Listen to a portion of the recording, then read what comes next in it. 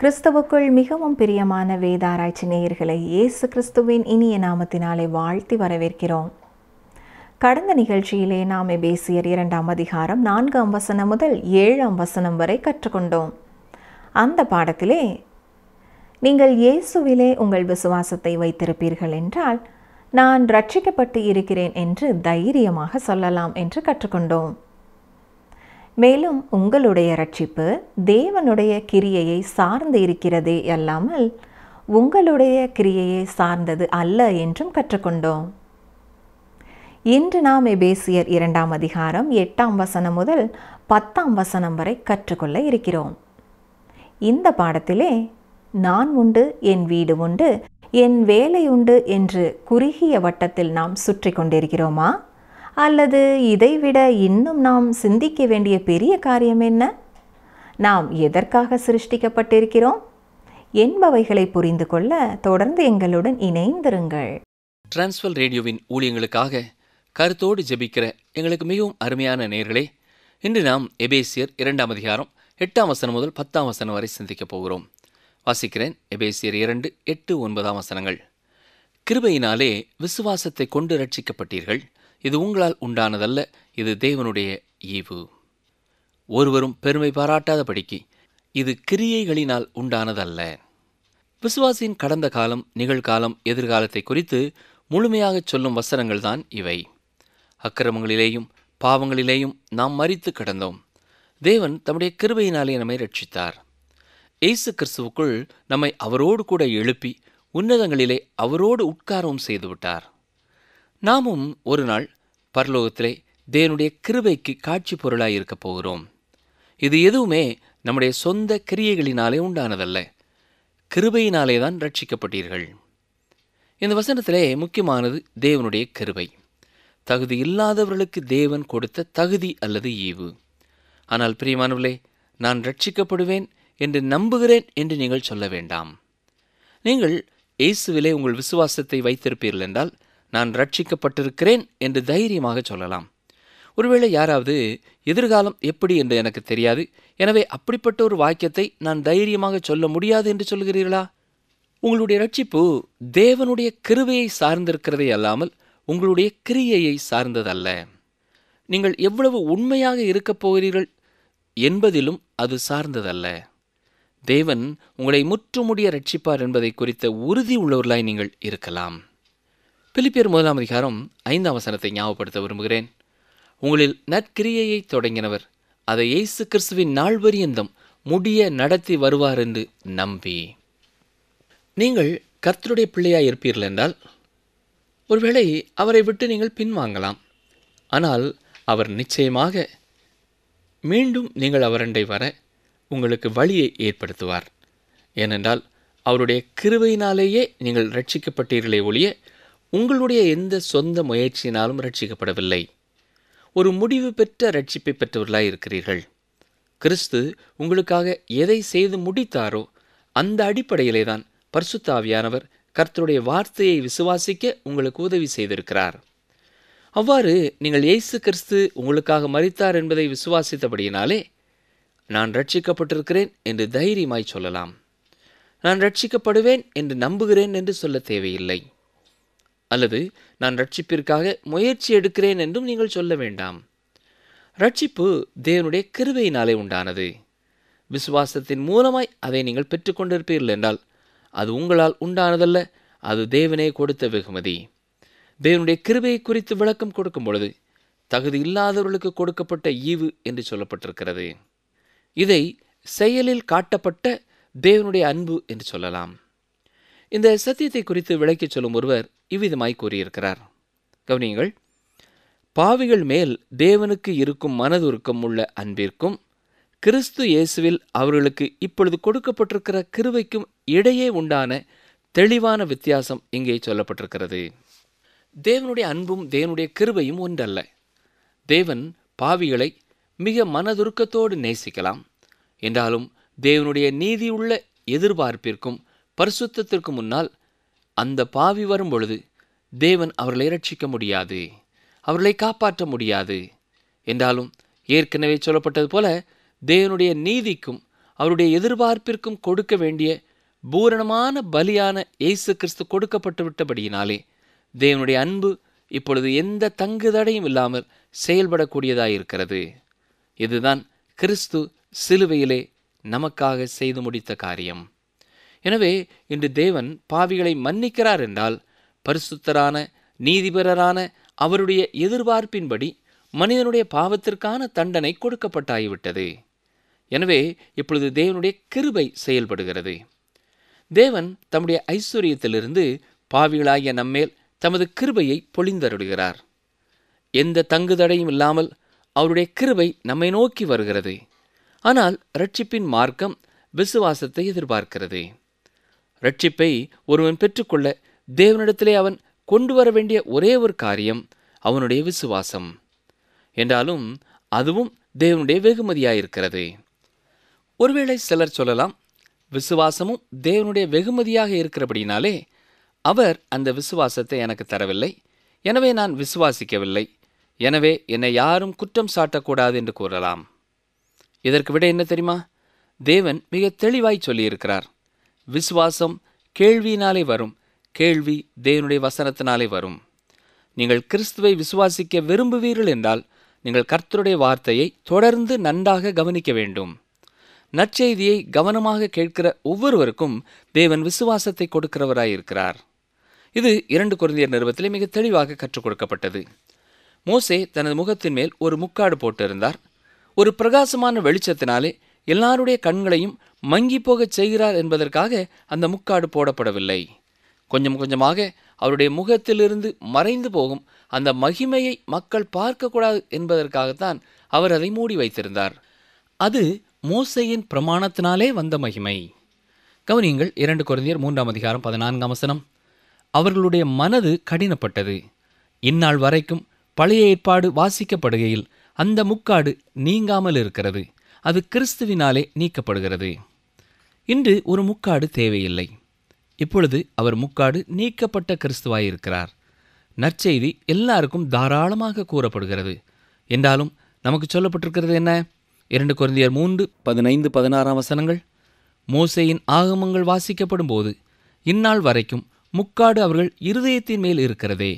அவர்கள் கர்த்தரிடத்தில் மனம் திரும்பும் போது அந்த முக்காடு எடுபட்டு போகும். கவனித்தீர்களா? மிக தெளிவாக அவர்கள் மனம் திரும்பும் பொழுது, கர்த்தரிடத்திலே திரும்பும் பொழுது அந்த முக்காடு எடுபட்டு போகும் என்று கூறியிருக்கிறார். நீங்கள் கிறிஸ்துவனிடமாக திரும்ப ஆயத்தமாகும் பொழுது நீங்கள் கிறிஸ்துவனிடத்திலே திரும்பலாம். பிரியமானவர்களே, ஒருவேளை இந்த நிகழ்ச்சியை கேட்டுக்கொண்டிருக்கிற யாராவது எனக்கு விசுவாசம் என்னும் வெகுமதி கொடுக்கப்படவில்லை என்று கூறலாம். ஆனால் அருமையானவர்களே, அது உங்கள் பிரச்சனை அல்ல. உங்கள் பிரச்சனை என்னவென்றால் நீங்கள் பாவத்தை விட்டுவிட மனமற்றவர்களாயிருக்கிறீர்கள். வேதவசனம் கண்டிக்கும் காரியங்களை உங்கள் வாழ்க்கையை விட்டு எடுத்து போட நீங்கள் விரும்பவில்லை. எப்பொழுது இந்த பாவங்களெல்லாம் எனக்கு வேண்டாம், எப்பொழுது என்னுடைய சொந்த விருப்பம் போல நான் வாழ வேண்டாம், இந்த உலகத்தின் காரியங்கள் எனக்கு வேண்டாம், இந்த உலகத்தின் சமயங்களும் எனக்கு வேண்டாம், வேதம் வெறுக்கும் எந்த ஒரு காரியமும் எனக்கு வேண்டாம் என்று நீங்கள் எண்ணுகிறீர்களோ, அந்த எண்ணத்தோடு நீங்கள் கிறிஸ்துவை நோக்கி திரும்பும் பொழுது உங்களுக்கு விசுவாசம் கொடுக்கப்படுகிறது. அப்பொழுது நீங்கள் இயேசு கிறிஸ்துவை விசுவாசிக்க முடியும். இன்றைக்கு பலர் நான் இயேசுவை விசுவாசிப்பதற்கு எனக்கு தடையாக இருப்பது என்னுடைய அறிவு என்று சொல்கிறார்கள். ஆனால் உண்மையில் அது அப்படி அல்ல. அவர்கள் இருதயத்தில் இருக்கும் பாவமே அவர்கள் கர்த்தரை விசுவாசிக்க வேண்டாம் என்று தடை செய்கிறது. இன்று திருச்சபையில் இருக்கும் பல விசுவாசிகளுடைய வாழ்க்கையிலும் கூட அவர்கள் ரட்சிப்பை பூரணமாக அனுபவிக்க முடியாமல் இருப்பதற்கு காரணம் அவர்கள் வாழ்க்கையிலே அவர்களுக்கு பாவத்தின் மேலிருக்கும் ஆசைதான்.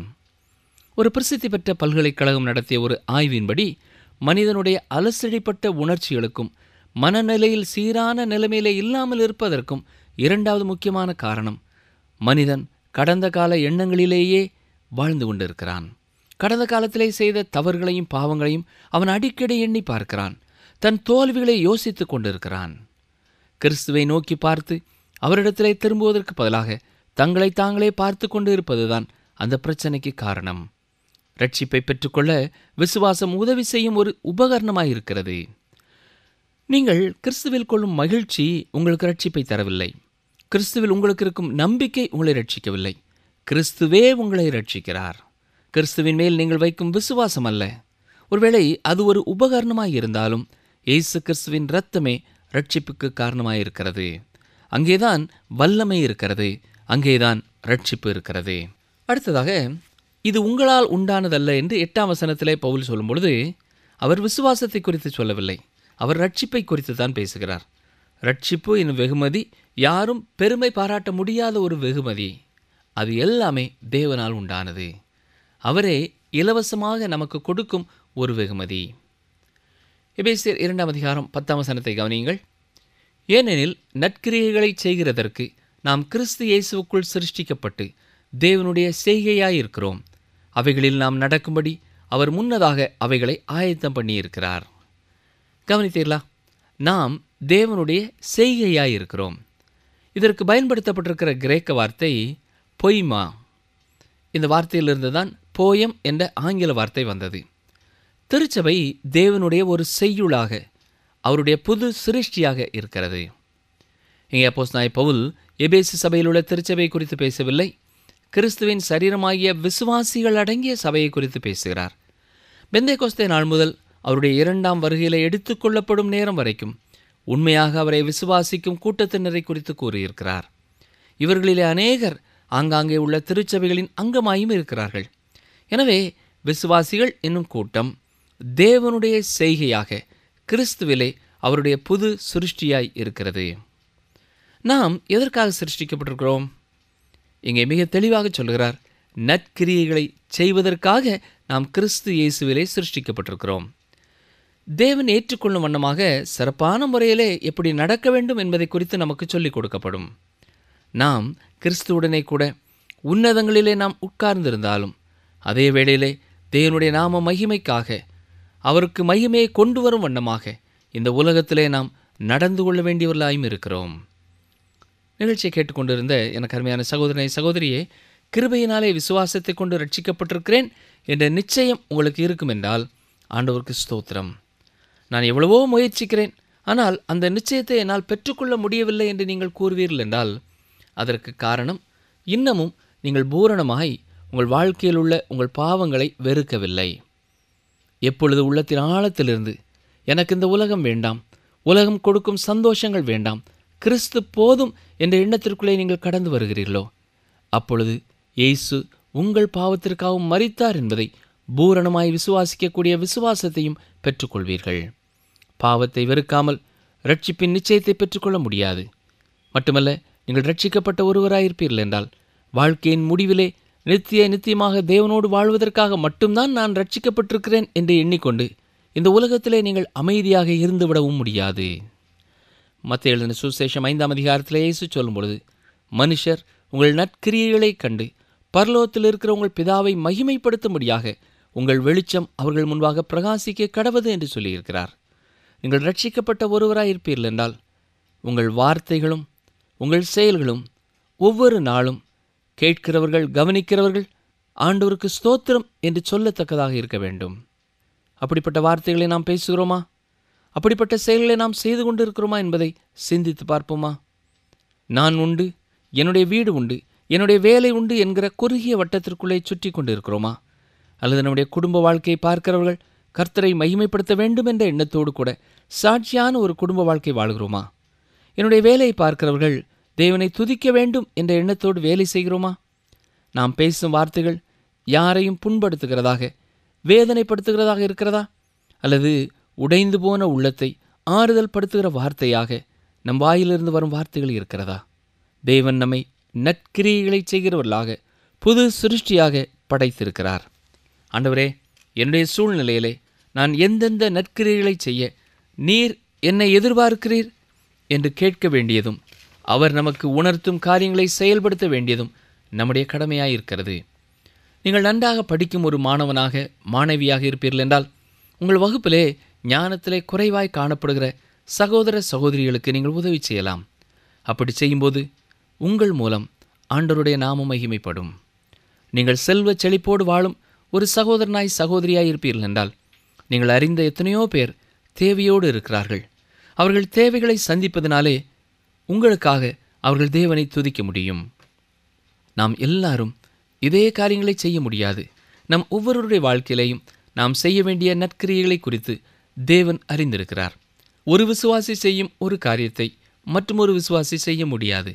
எனவே நாம் ஒவ்வொருவரும் வித்தியாசமான சூழ்நிலைகளிலே இருப்பதினாலே நாம் ஒவ்வொருவரும் தனித்து ஆண்டவரிடத்திலே போய், ஆண்டவரே, நான் என்ன கிரியைகளை செய்ய நீர் சித்தமாயிருக்கிறீர் என்று கேட்பீர்கள் என்றால் ஆண்டவர் அதை உங்களுக்கு நிச்சயமாக உணர்த்துவார்.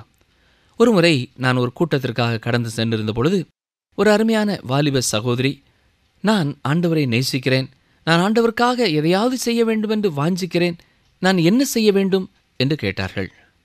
அப்பொழுது நான் அவர்களுக்கும் இதே பதிலைத்தான் கூறினேன்.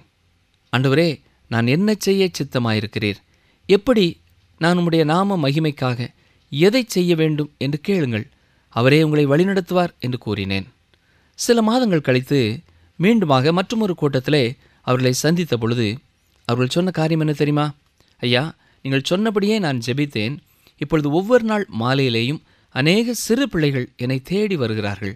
அவர்களுக்கு நான் வேத புத்தகத்திலிருந்து சரித்திரங்களை கற்றுக் கொடுக்கிறேன். சந்தோஷத்தோடு வருகிறார்கள், அனுதினமும் வருவோம் என்று வாஞ்சியோடு வருகிறார்கள் என்று கூறினார்கள். ஆண்டவருக்கு ஸ்தோத்திரம்.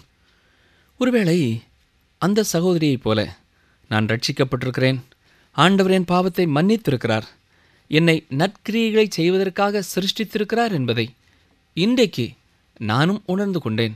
நான் என்ன நற்கிரியை செய்ய என்று நீங்கள் கேட்பீர்கள் என்றால், இன்று முதல் நீங்களும் கருத்தோடு ஜெபியுங்கள். ஆண்டவரே, நான் எந்த நற்கிரியை செய்ய என்னை நீர் இந்த உலகத்திலே வைத்திருக்கிறீர், நான் செய்யும் ஒவ்வொரு செயலின் மூலமாகவும் உம்முடைய நாமம் மகிமைப்பட வேண்டும். ஆண்டவரே, நீரே என்னை வழிநடத்தும் என்று கருத்தாய் ஜெபிப்பீர்கள் என்றால் நிச்சயம் உங்கள் வாழ்க்கையிலேயும் உங்களை அவர் வழிநடத்துவார். உங்கள் ரட்சிப்பு துருப்பிடித்து விடாதபடி உங்களை பயனுள்ள பாத்திரமாக்குவார். ஜெபிப்போமா? எங்களை நேசிக்கிறங்கள் அன்பின் ஆண்டவரே, கிருபையினாலே நீரே எங்களுக்கு தந்த விசுவாசத்தை கொண்டு நீர் ரட்சிப்பை எங்களுக்கு சொந்தமாக்கினதற்காக உமக்கு நன்றி செலுத்துகிறோம்.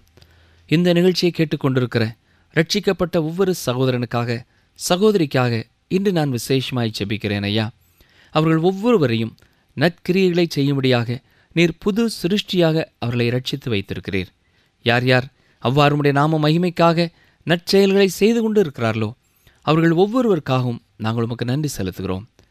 இந்த சத்தியத்தை குறித்த புதிய அறிவை இன்றைக்கு பெற்றுக்கொண்டவர்கள் யார் யார் தங்கள் உள்ளத்தின் ஆழத்திலிருந்து, ஆண்டவரே, நானும் உமக்கு நற்கிரியை செய்ய விரும்புகிறேன், நான் என்ன செய்ய வேண்டும் என்று ஜெபிப்பார்கள் என்றால் அவர்கள் இருக்கும் சூழ்நிலையிலே அவர்கள் செய்யும்படியாக நீர் விரும்புகிற நற்கிரியையை அவர்கள் உணர்ந்து கொள்ளும் உணர்வை நீரே கொடுக்க வேண்டும் என்று கெஞ்சுகிறோம்.